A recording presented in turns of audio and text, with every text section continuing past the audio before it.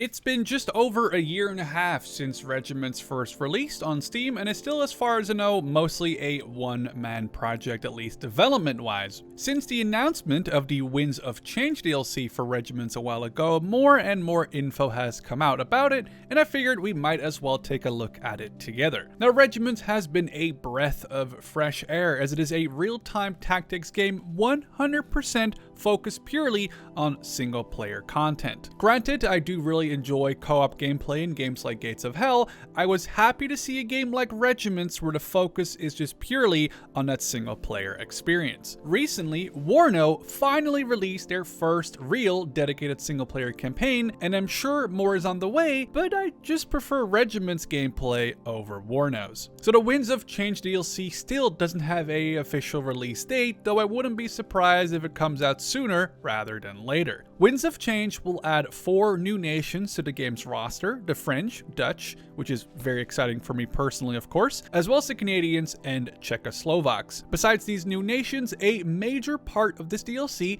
is the addition of Heliborne Infantry. Hopefully this new unit type will shake up the game's meta enough, yes, it's a single player only game I know, to really bring a big refresher to the current way to play the game. What I want to highlight is this quote written in an article about these new units. Transport helicopters provide unparalleled mobility to air assault and other air transportable units, end quote. Whether we can expect more than just infantry to be deployable is uncertain, though that quote surely implies that. Helicopters will deploy the units inside and then retreat along the safest known route back to base.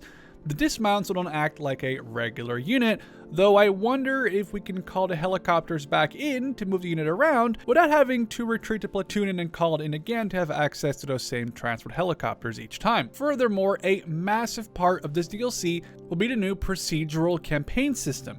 Currently, Regiments campaigns, which are called operations, are the main feature of the game.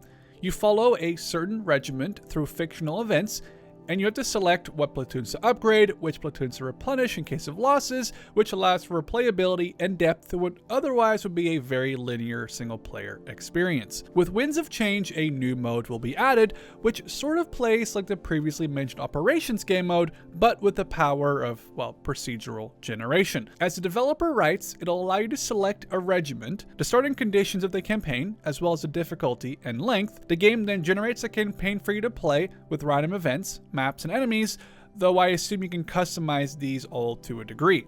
Though it might not meet the same story levels as the operations that are in Regiments as of right now, the developer sees it as a worthy addition that will add a ton of replayability and mostly customizability for the otherwise more rigid Operations game mode. This also means that technically any nation will be playable in Operations and every regiment within each nation. Besides, if there were any further additions to the nation roster in future updates or DLCs, this would presumably allow for an easy way for the developer to add on these nations in the procedural operations. For some amongst you who are still holding out for a multiplayer aspect to Regiments, I haven't found or heard anything changing about what the developer said initially, which is that there will not be multiplayer in Regiments, though maybe in a future installments if Regiments 2 ever were to be made. I do think co-op would be really interesting, but I understand sadly that this is not going to be inside of the scope of the game currently. A few units are teased in a recent DLC dev update post. Let's take a look at those before we get to the end of the video. The Dutch Leopard 2, which is sort of a Leopard 2A4 and Leopard 2A1 mashed together. However, unlike the German Leopards, which use the MG3 as their roof-mounted machine gun,